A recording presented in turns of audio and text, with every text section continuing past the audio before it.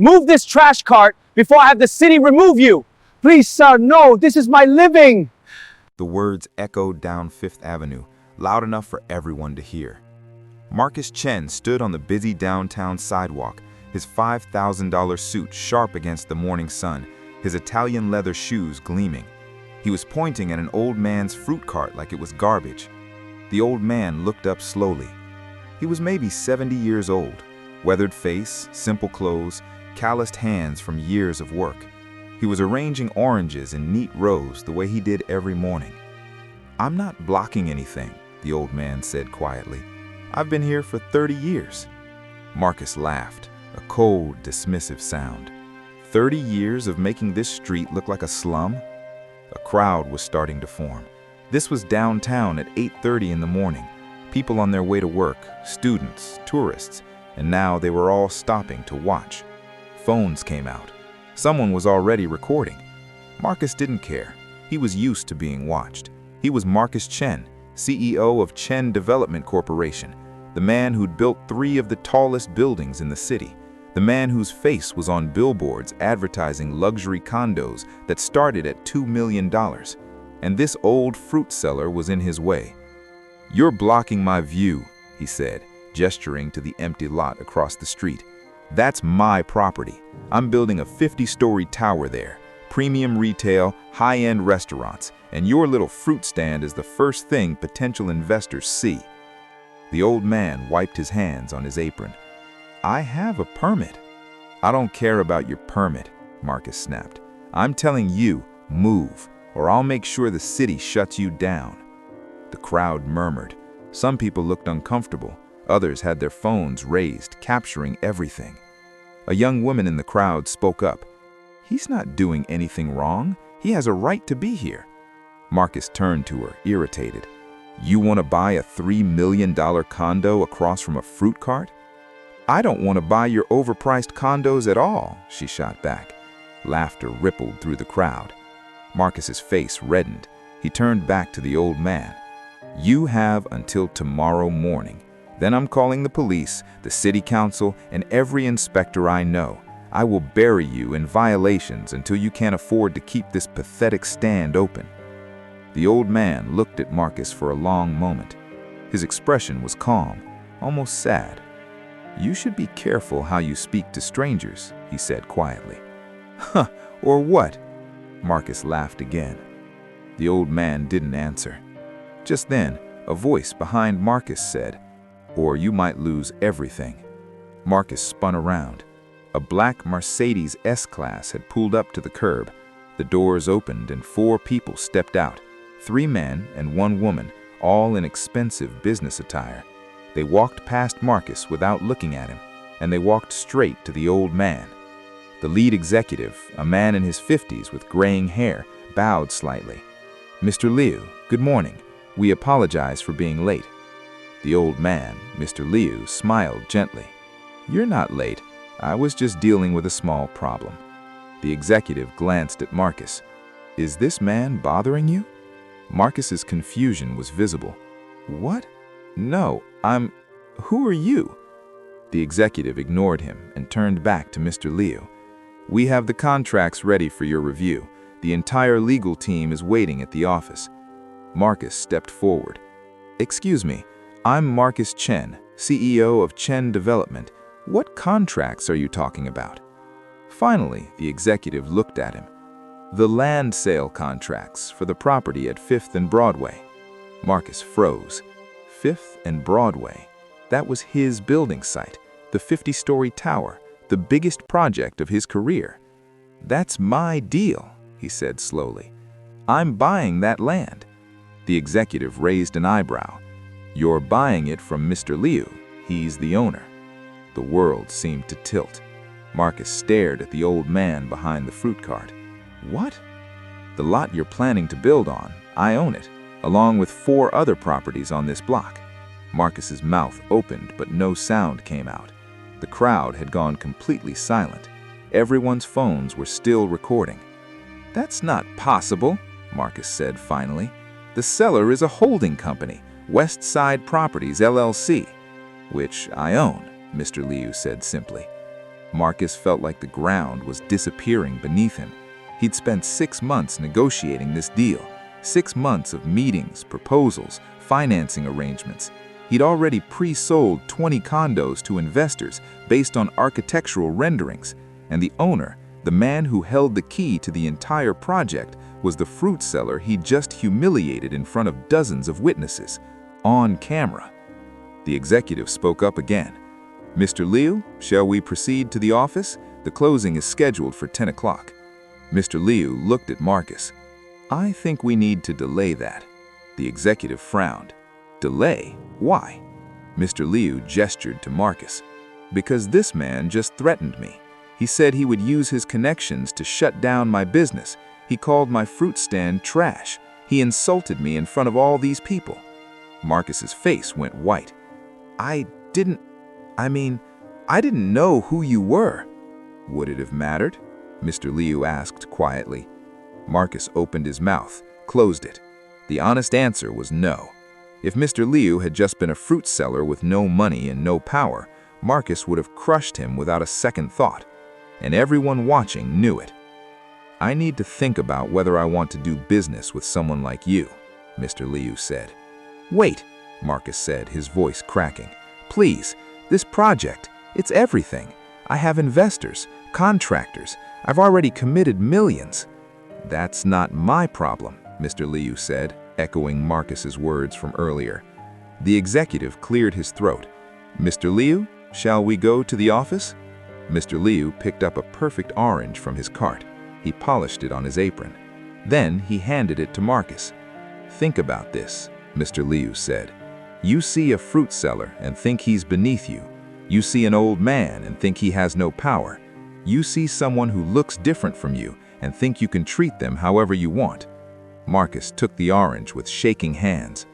"But you never know who people really are," Mr. Liu continued.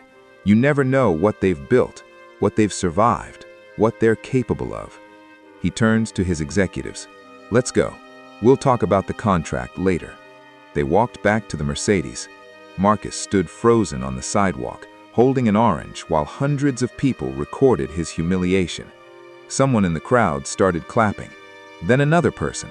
Then the whole crowd was applauding as Mr. Liu got into the car and drove away. Marcus looked around at all the phones pointed at him, at all the faces, some angry, some satisfied, some just amused. He'd wanted to make the old man disappear. Instead, he'd destroyed himself. That video went viral in 3 hours. By noon, Marcus Chen was trending on every social media platform. The headlines wrote themselves. "Arrogant developer humiliates fruit seller, doesn't know he's the landowner. CEO learns expensive lesson about respect. Rich developer gets owned by man he tried to bully." The video had been viewed 20 million times by evening. Marcus sat in his office watching his career disintegrate in real time. His phone was exploding with messages, angry investors demanding answers, contractors asking if the project was canceled, his PR team begging him not to make any statements, and his assistant had just informed him that 3 other property deals were being re-evaluated by the sellers because nobody wanted to do business with the man who treated people like garbage. Marcus put his head in his hands. How had this happened? 24 hours ago, he was on top of the world. Now he was a joke, a cautionary tale, the man who destroyed a $100 million deal because he couldn't keep his mouth shut. His office door opened. His father walked in. Richard Chen was 78 years old. He'd founded the company 40 years ago. He'd built it from nothing into one of the most successful development firms in the city, and then he'd handed it to his son. Richard sat down slowly. "Tell me you're going to fix this," he said. Marcus looked up. "How?" "By apologizing, by begging, by doing whatever it takes to make Mr. Liu sign that contract." "He won't," Marcus said bitterly. "You saw the video. I humiliated him. Why would he help me now?" Richard was quiet for a long moment. "Do you know who Mr. Liu is?" he finally asked. Marcus shrugged. "A fruit seller who got lucky with some property investments." Richard shook his head. "No," He's a man who came to this country with nothing. He worked 3 jobs, saved every penny, bought his first property, a tiny storefront in 1985, used the profit to buy another, then another. He built an empire, 1 building at a time. Marcus frowned. "How do you know this?" "Because I know him," Richard said. "We came to this country the same year. We were friends. We helped each other when we had nothing." Marcus stared at his father. "You know him?" "I haven't seen him in 20 years," Richard admitted. "We went different directions. I built big, he stayed small, but I never forgot him." Richard stood up. "And I'm ashamed that my son treated him the way you did." The words hit like a slap. I mean, you should never treat anyone that way," Richard interrupted. "Rich or poor, powerful or not, that's not how I raised you." Marcus looked down. His father was right. "I need you to do something," Richard said. "What?" "Go to his fruit stand tomorrow morning and apologize." Marcus's pride fought against the idea. Apologize? Publicly? After being humiliated? But then he thought about the alternative. Losing everything his father had built. "Okay," he said quietly. "I'll go." The next morning, Marcus woke up early. He didn't wear a suit this time, just jeans and a simple shirt. He drove himself downtown, no driver, no entourage. And when he arrived at 5th Avenue, he saw the crowd. Hundreds of people were gathered around Mr. Lee's fruit stand. Some were buying fruit, others were just there to show support. Because overnight, Mr. Lee had become a hero, the humble businessman who stood up to the arrogant developer. Marcus parked a block away and walked. People recognized him as he approached. Whispers spread. "That's him, the developer. What's he doing here?" Marcus pushed through the crowd. Mr. Lee was arranging apples the same way he always did. He looked up when Marcus stopped in front of the cart. "Mr. Lee," Marcus said. His voice was quiet, none of the arrogance from yesterday.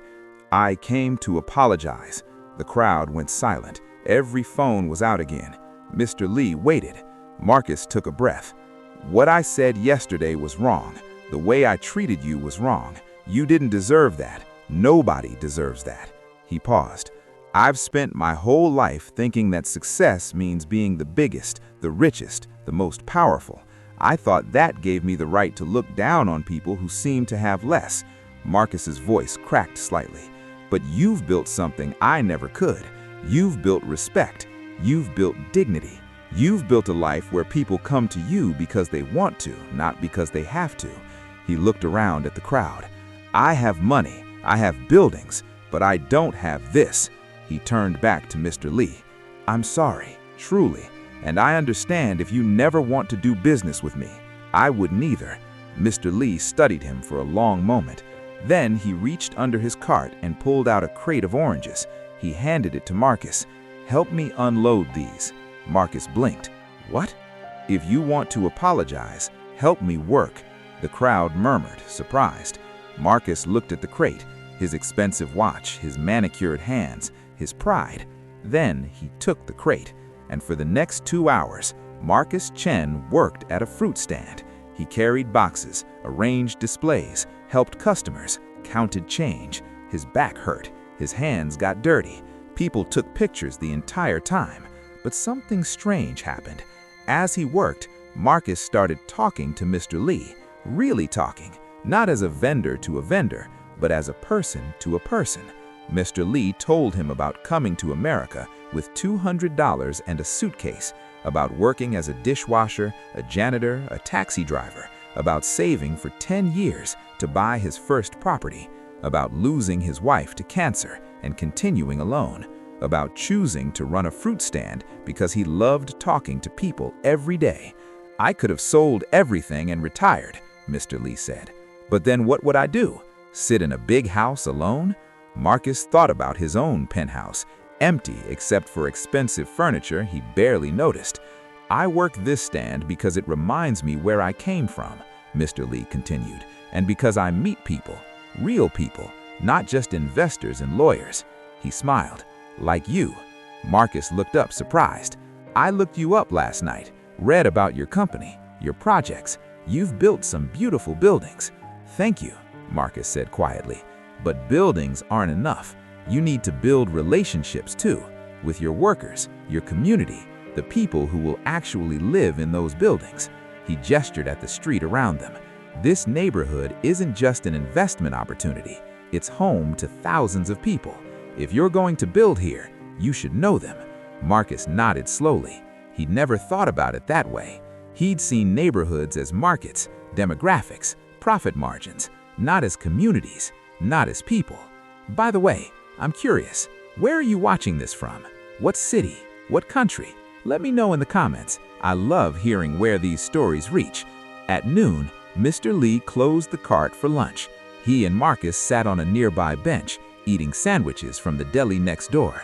"Can I ask you something?" Marcus said. "Go ahead. Why did you agree to sell me the land in the first place? You didn't need the money." Mr. Lee was quiet for a moment. "Because you had good plans," he said. "Your design included affordable housing units, a community center, green space. That's rare in new developments." Marcus almost forgot about those elements. His investors had pushed him to remove them to maximize profit. "I wanted to sell to someone who would build something the neighborhood needs, not just luxury condos for rich people who'll never talk to their neighbors." He looked at Marcus. "But after yesterday, I wasn't sure you were that person." "I'm not. At least, I wasn't. But I want to be." Mr. Lee smiled. "That's a start." They sat in silence for a moment, watching people walk by. "The deal," Marcus finally said. "Is it still possible?" Mr. Lee pulled an envelope from his pocket.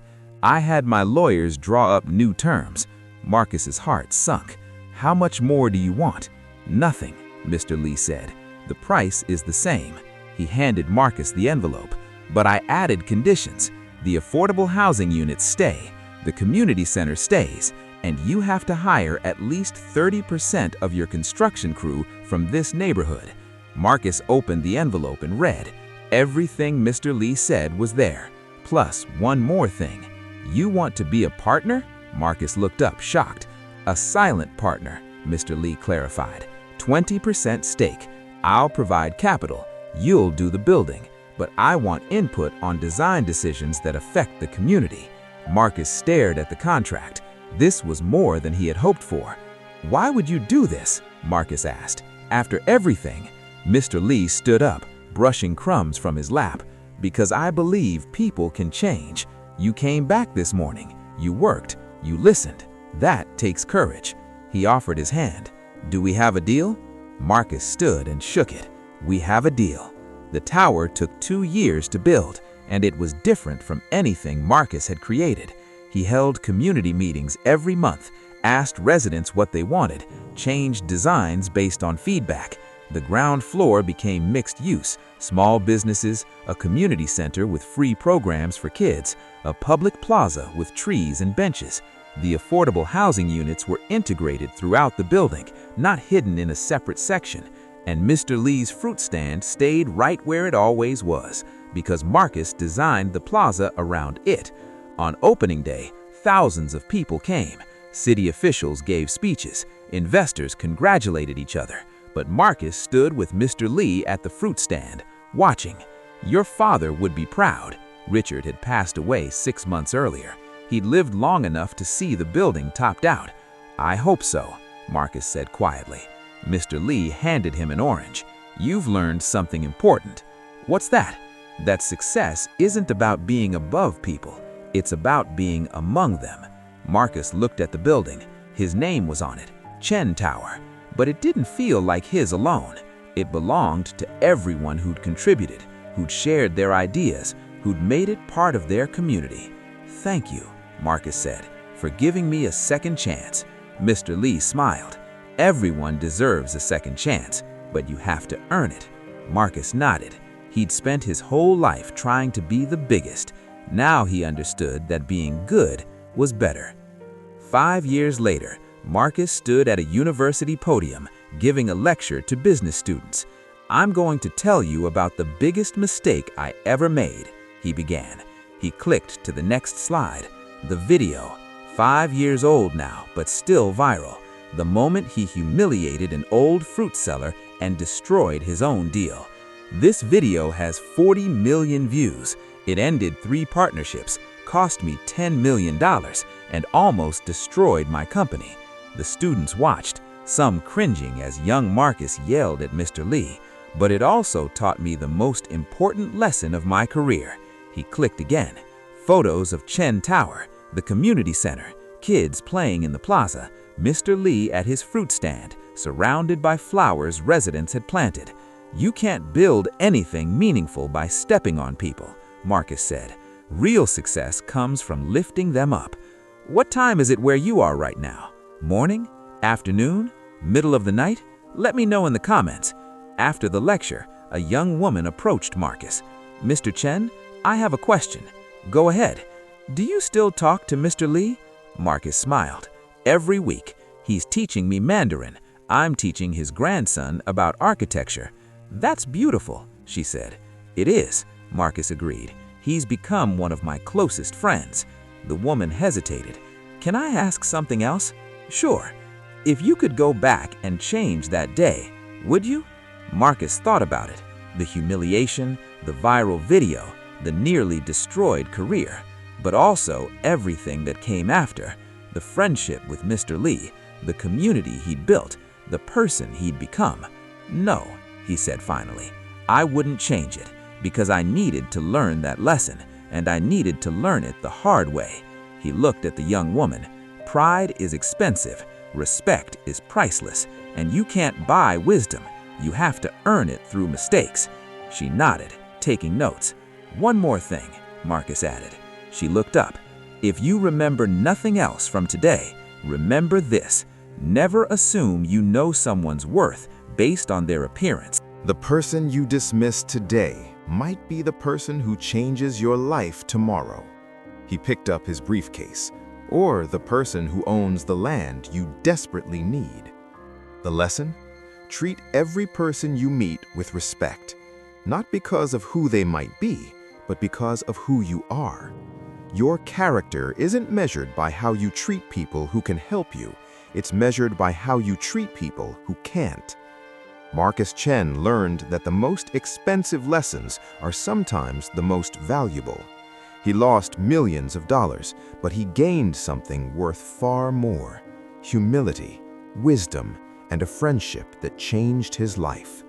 Sometimes the universe puts people in our path not to test them, but to test us.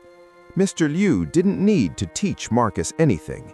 He could have taken his revenge and walked away, but he chose grace over grudges, second chances over satisfaction, and in doing so, he didn't just save a business deal, he saved a person. If this story made you think, drop a heart in the comments. Follow for more stories that remind you what really matters.